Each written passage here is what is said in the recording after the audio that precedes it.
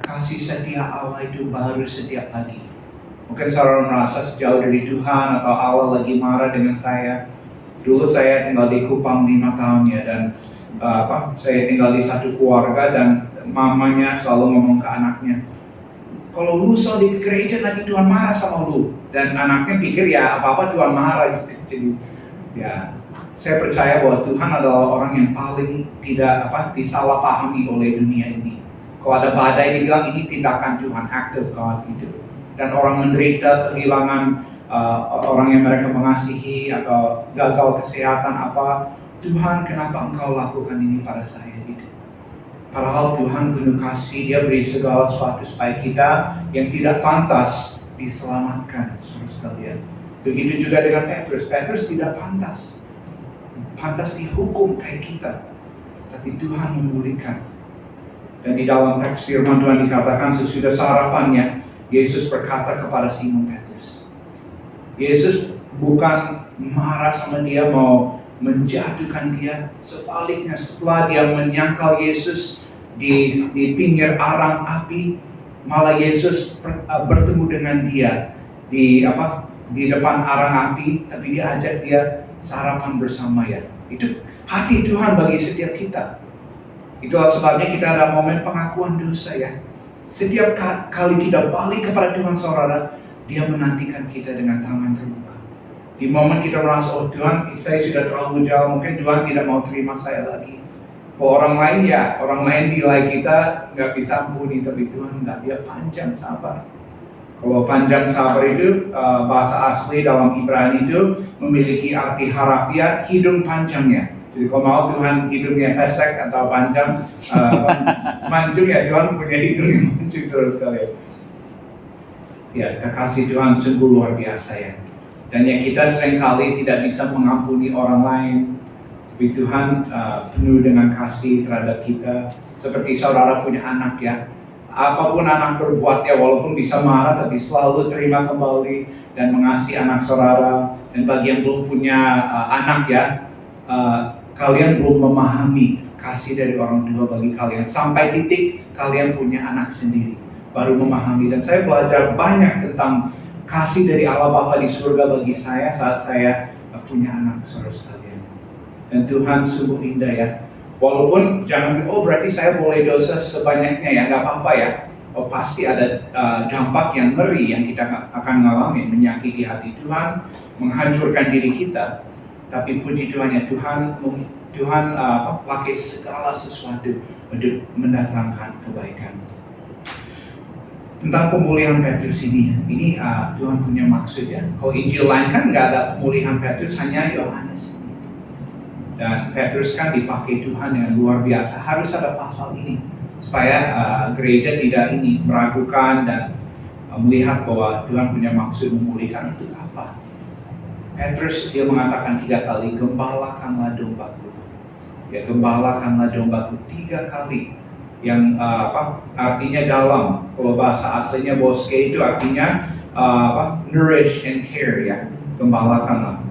Dan domba-domba ya, arnia memiliki arti yang muda atau yang tidak punya daya atau bahkan yang tidak dewasa.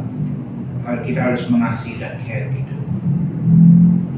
Nah, setiap kita masa lalunya kita egois, fokus ke diri kita. Waktu terima Yesus, manusia lama turut disalibkan secara simbolis dengan Yesus. Dan kita bukan diri kita yang lama. Kita adalah manusia baru, walaupun kelihatannya sama, tapi manusia batinnya, bagian dalam, hidup kembali. Dari zaman kejatuhan dulu kita lahir, nggak ada yang lahir sebagai orang Kristen. Saya tanya, kamu Bapak, Ibu, sudah lama percaya Yesus? Saya sejak lahir gitu. Firman Tuhan mengatakan kita lahir dalam sifat dosa.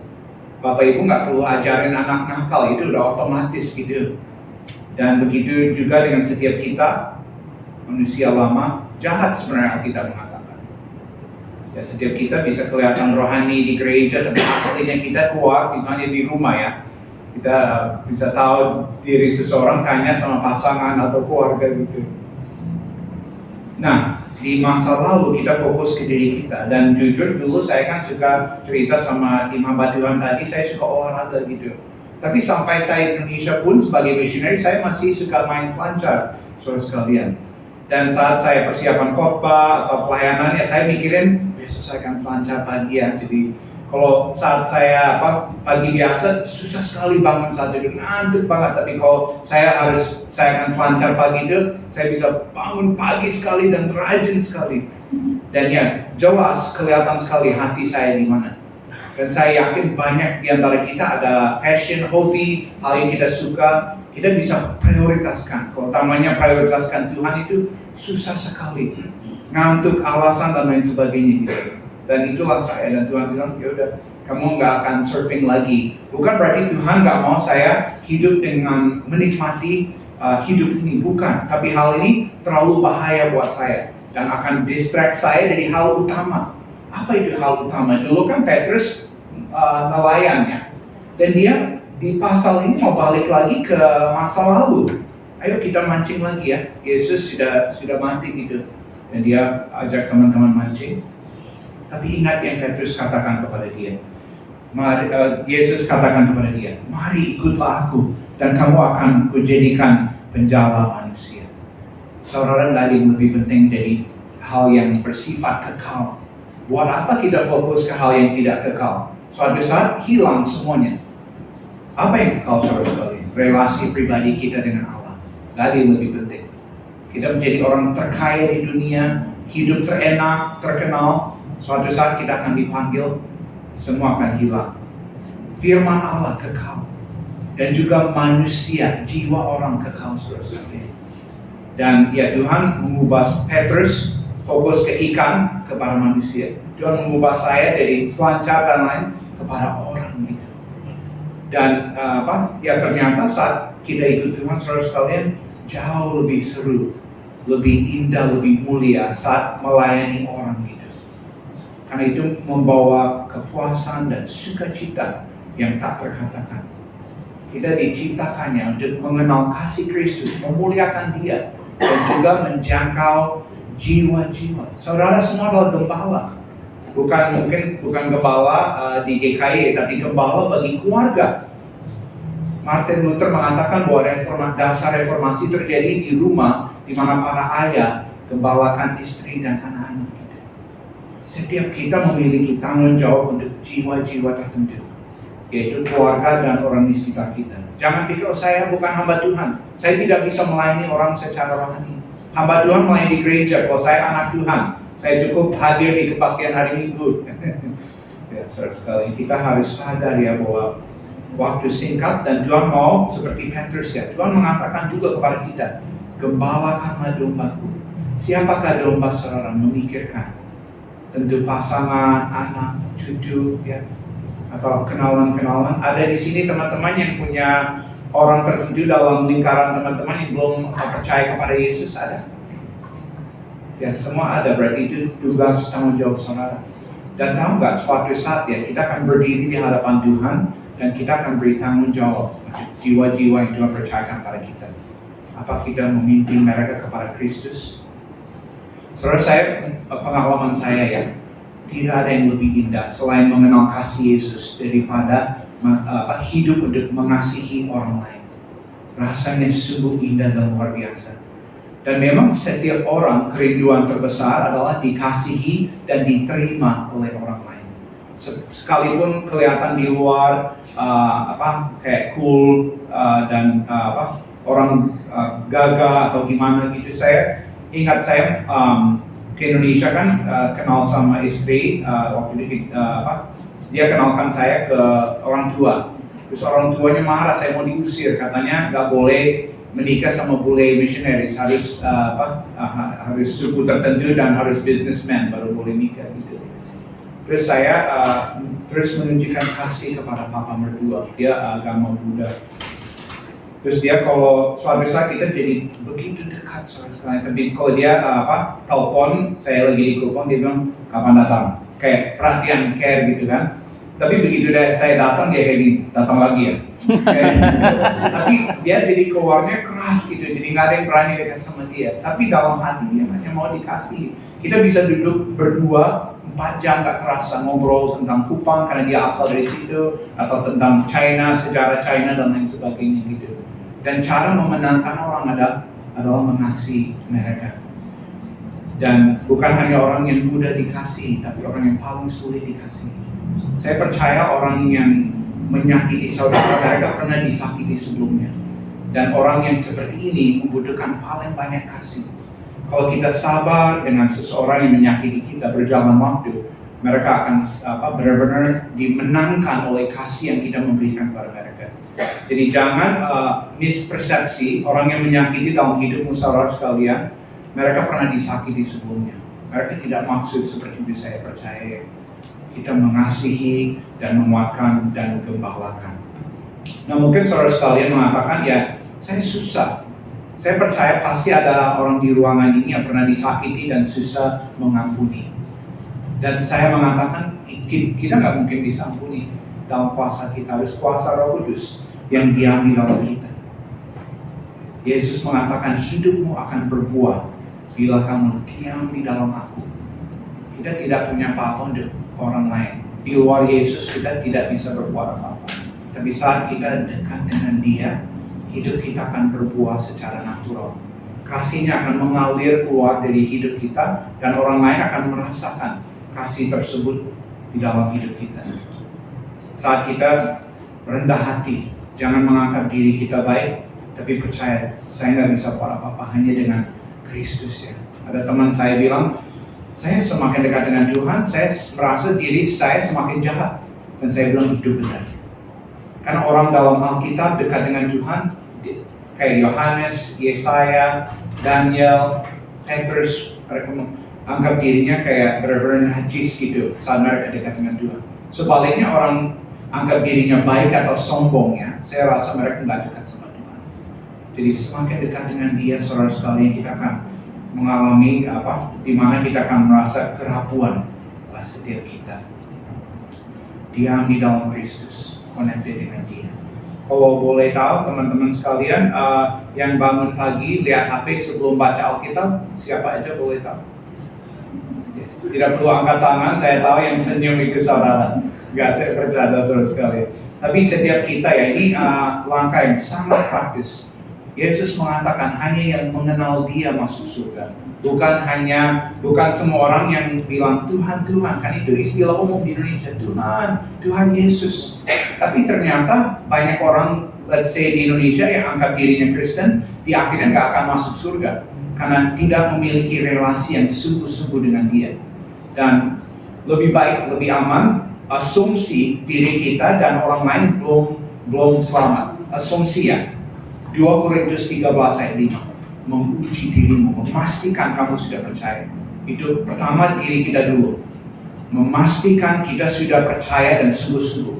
Tanya kepada diri kita, kalau saya mati hari ini, apa saya yakin masuk surga? Dari lebih penting. Kedua, orang lain hidup. Kita bisa menilai buah hidup seseorang, apakah mereka benar-benar mencintai Tuhan atau enggak. Dari yang lebih penting. Dan saya rindu sekali supaya saudara memiliki pola 1, 2, 3. Mungkin saudara yang boleh tahu yang sikat gigi hari ini siapa? Sorry ya. Nah, kenapa saudara sikat gigi hari ini? Karena itu jadi pola ya. Dan sesimpel itu. Pola itu susah dipatahkan. Dan pola yang terbaik adalah setiap pagi sebelum mulai aktivitas baca Alkitab. Dan kalau dia jadi pola, itu bukan perlu rajin lagi, itu otomatis. Dan saya rindu sekali ya supaya saudara sekalian mulai besok itu pola. Dan menurut Universitas Princeton, buat pola seumur hidup butuh 3 minggu. Apa yang kita buat selama 3 minggu, kemungkinan besar kita akan lakukan seumur hidup. Dan sebaliknya, kalau kita masih bilang bolong-bolong ya, kemungkinan akan jadi pola seumur hidup bolong-bolong. Itu bahaya. Apa buktinya kita kenal Tuhan kalau kita tidak ada waktu sama Dia? Dan kita lebih banyak waktu sama gadget. Tuhan tanya kepada kita, kamu benar-benar mengasihi aku?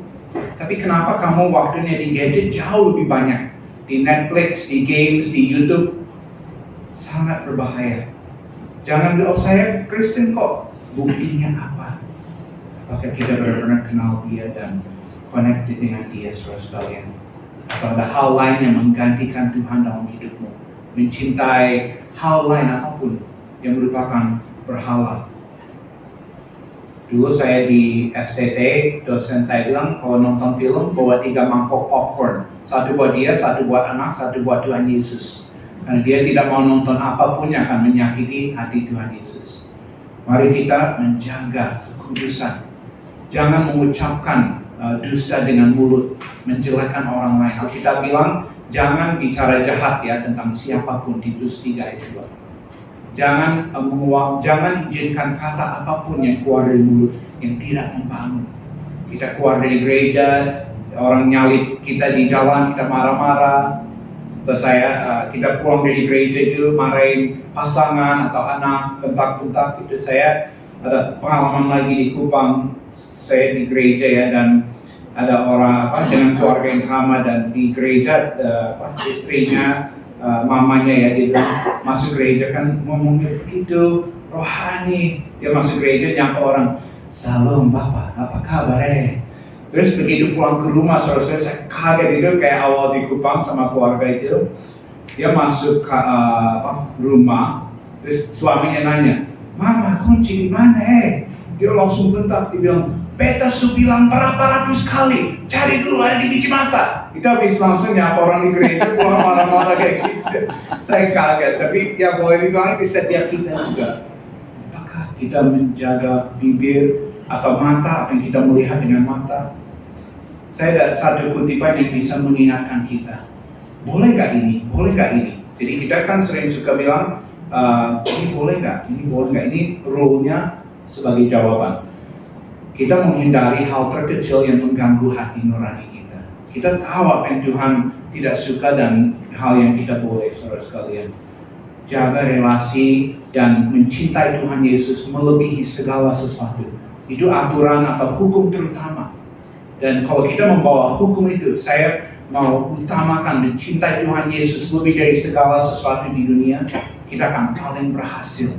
Ada satu kutipan dari Bapak Gereja Agustinus yang mengatakan, jatuh cinta kepada Allah adalah romance yang terbesar. Kan dunia mencari yang belum nikah ya, menantikan pasangan ideal itu adalah momen terindah ya. Tahu nggak? Momen terindah jatuh cinta kepada Allah. Mencari dia juga petualangan yang paling seru, dan juga menemukan dia adalah pencapaian manusia terbesar, bukan kekayaan terbesar. Itu tidak membawa kepuasan. Bill Gates saja waktu mau mencapai terkaya katanya seru, tapi waktu dia mencapainya katanya rasanya kosong.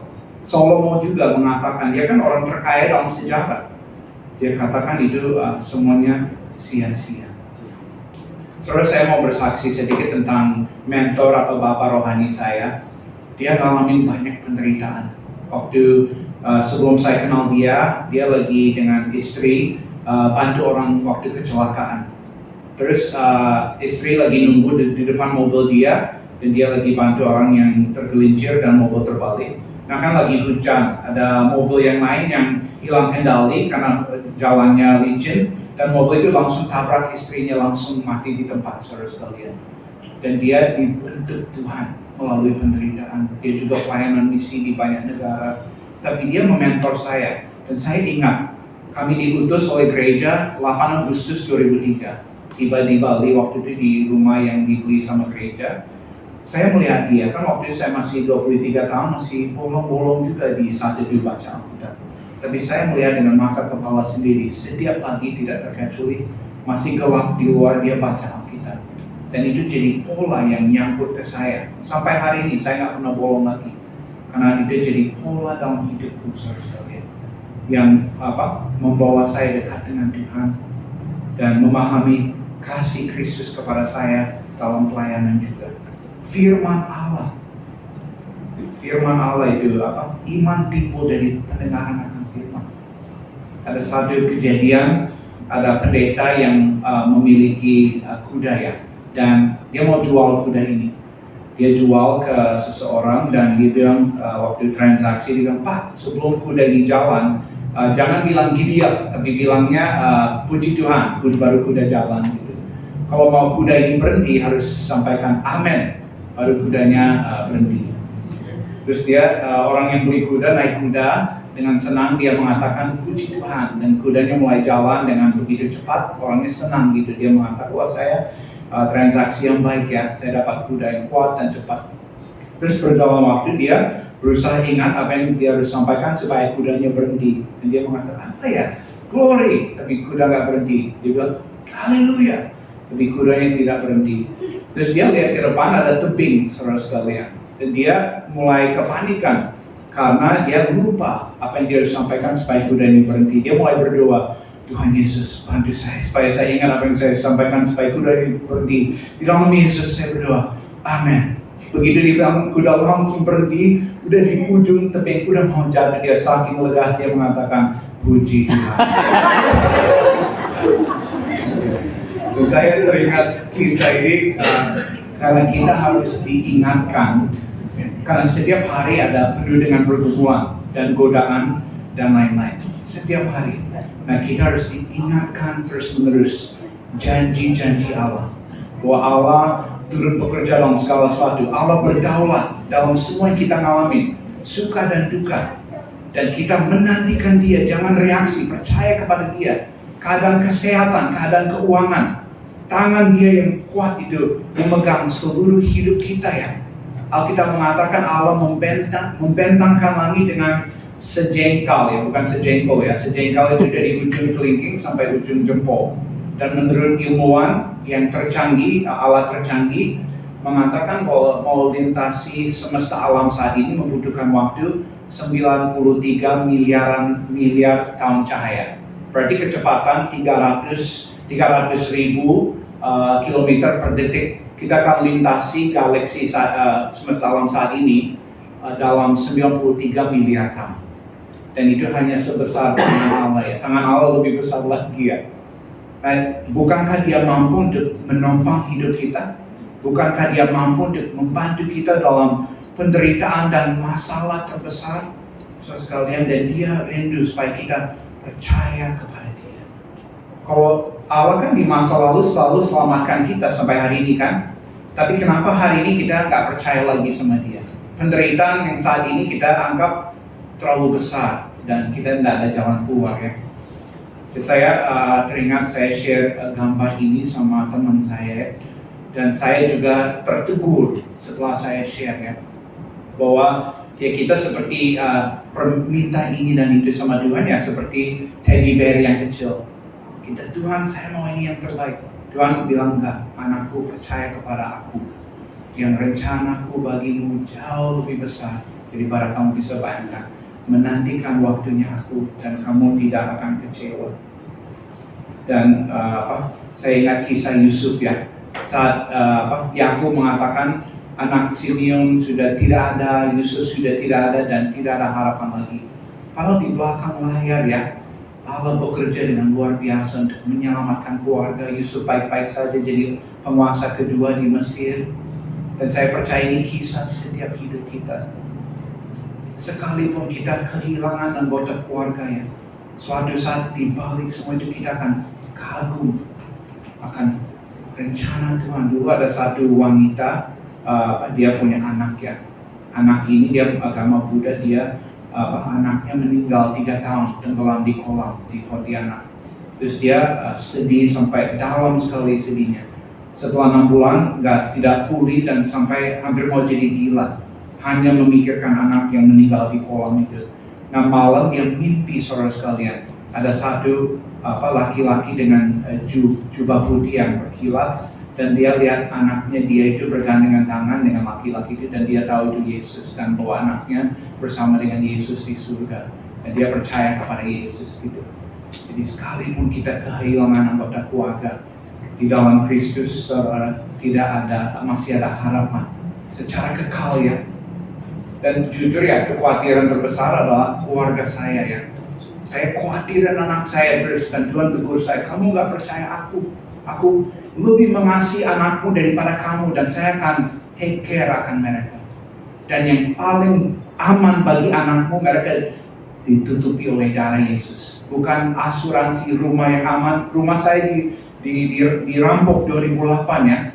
Saya sampai hari ini kalau setiap malam bangun itu saya expect akan ada orang masuk rumah, nggak boleh refleks gitu. Dan saya kunci baik-baik setiap pintu kalau mau tidur sekalian. Tapi Tuhan bilang, anakku yang paling aman di dunia ditutupi oleh darah Yesus. Seperti bahtera Nuh ya. Kita aman di dalam darah Yesus. Apapun yang terjadi, bahkan kita meninggal, anggota keluarga meninggal, it's okay. Karena kita safe di dalam Kristus selama-lamanya. Dan terkait dengan tugasnya Petrus, gembalakanlah dombaku, saudara punya tugas besar. Saudara rela atau mau anggota keluarga binasa secara kekal? Dan sejauh mana kita serius mendoakan anggota keluarga yang belum percaya? Hamba-hamba Tuhan tidak bisa melayani setiap kenalan saudara. Hamba Tuhan ada di sini untuk gembalakan saudara, supaya saudara menjangkau lingkaran saudara dengan kasih Kristus. Sudah sering mendoakan anggota keluarga yang belum percaya, kenalan-kenalan. Berdoa supaya mereka terima Yesus. Cari waktu dan kesempatan, share Injil kepada mereka. Bahwa Yesus mati bagi mereka. Dan kalau mereka percaya, mereka boleh terima Yesus sebagai Tuhan dan Juru Selamat. Itu saja cara kita diselamatkan. Mengaku dengan mulut Yesus adalah Tuhan, percaya dalam hati dia telah mati dan bangkit. Sudah cukup. Share firman Tuhan. Dan waktu kita singkat saudara sekalian. Pemberian yang terbaik yang kita bisa berikan kepada orang lain adalah waktu.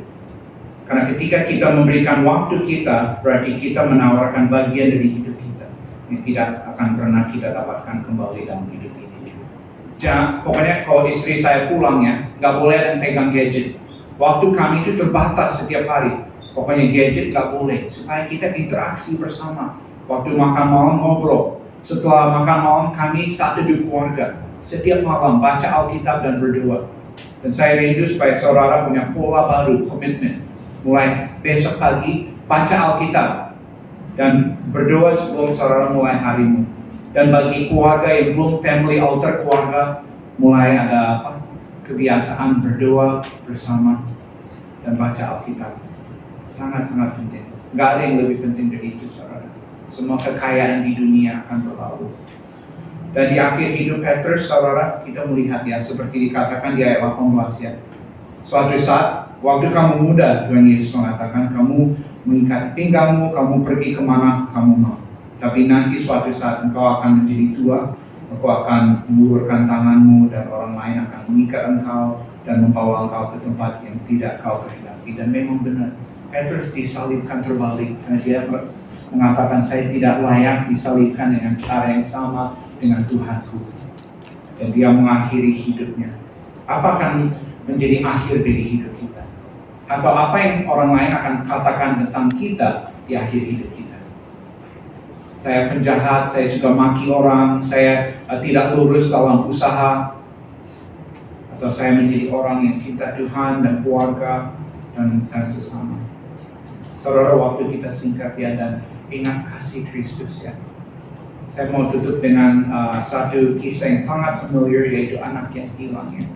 Anaknya membawa semua harta yang diberikan kepada dia dari papa. Dia bilang, papa, saya anggap kamu mati. Aku punya kasih semua hartanya, saya mau menikmati hidup. Dan saat dia sadar, dia kembali. Papanya bukan marahin dia, papa dengan hatinya yang hancur itu melihat anaknya balik, dia lari loh. Dan dia peluk. Dan ini menggambarkan Bapa di surga. Hati Bapa di surga bagi setiap kita. Dan setiap apapun yang kita pernah berbuat, saat kita balik kepada dia, dia menantikan kita dengan tangan terbuka. Mari kita menyaksikan satu video. Minta tolong redupkan aku lagi. Dan kita akan menyaksikan video seseorang yang modern ya, yang jauh dari papanya, menyakiti papanya, ingin balik kepada papanya. Dan dia mengatakan, Pak, aku mau lewat rumah. Kalau papa ingin terima aku kembali, gantung satu spray putih di pagar, dan saya tahu bahwa papa mau saya kembali. Satu spray putih.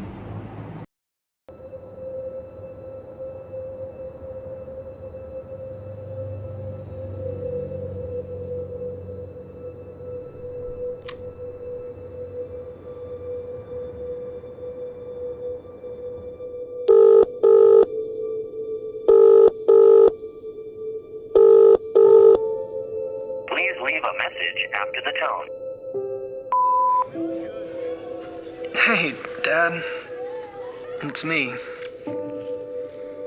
I know it's been a long time since we talked. I was kind of hoping you'd answer, but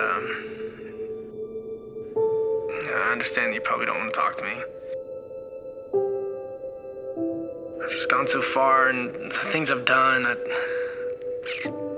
just regret it, you know? And I know how bad I've hurt you and let you down, but Dad, I miss you. I miss how we drive around and just talk about life. And I just want to come home. But I know you've probably written me off. I can't blame you, actually. Here's the thing.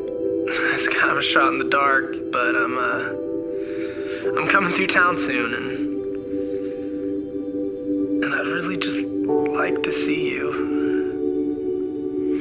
I know I can't just show up at the front door like I used to, but if you want to see me, just hang a small sheet out on the porch. And if the sheet isn't there when I drive by, I'll keep going, and I'll try not to bother you anymore. I love you, Dad.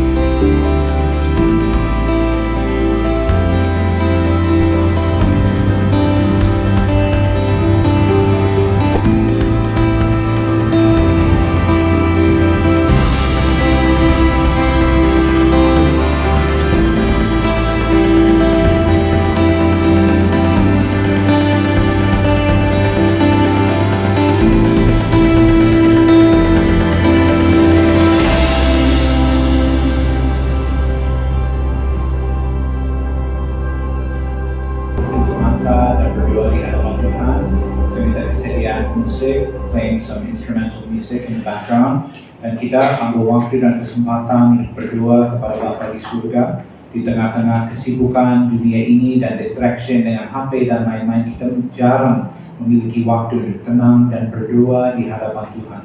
Kalau Bapa di surga rindu dekat dengan kita, rindu kita balik kepada Dia dari hati untuk mengasihi kita lebih dari apapun di dunia ini.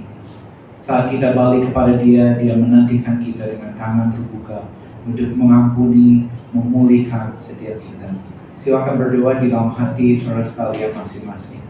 Apapun yang saudara ingin sampaikan kepada Tuhan atau mendengar suaranya, dikuatkan, dilawat oleh Dia. Setelah kita ambil waktu berdoa, saya minta disediakan saudara berduduk bagian firman Tuhan di dalam doa.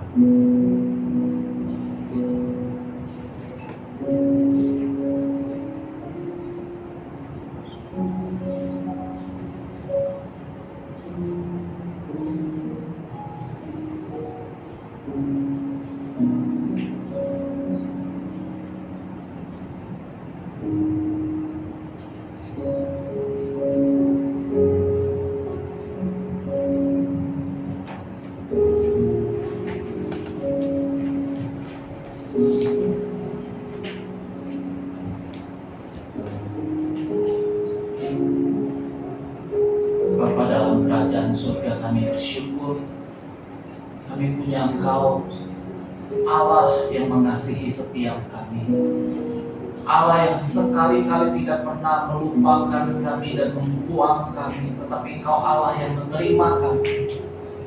Kau mengasihi kami dan Kau sayang kepada kami, ya Tuhan. Kami menjadi biji matamu.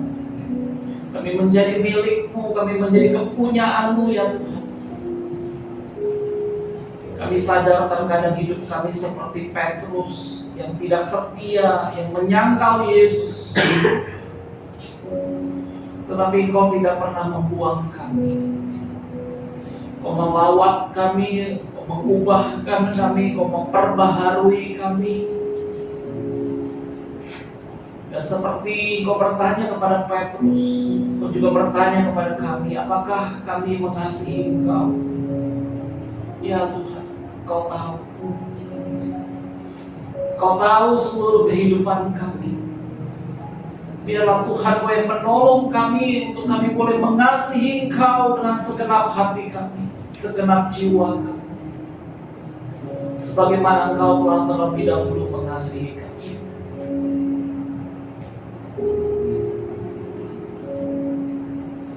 Biar siang hari ini ya Tuhan, kasih yang dari sorga, biar mengalir atas setiap kami. Biar siang hari ini ya Tuhan, kasih yang dari sorga memenuhi hati setiap kami. Tuhan, hamba-Mu berdoa biar kasih yang dari sorga turun memenuhi hati setiap kami yang hancur, hati setiap kami yang luka, hati setiap kami yang dalam keadaan di mana kami putus asa. Kami percaya kasih dari surga biar memenuhi hati setiap kami pada hari ini. Bersyukur buat kebenaran firman-Mu. Bersyukur buat apa yang boleh kami dengar pada siang hari ini. Biarlah Tuhan mengubahkan kami. Di dalam nama Tuhan Yesus Kristus kami berdoa.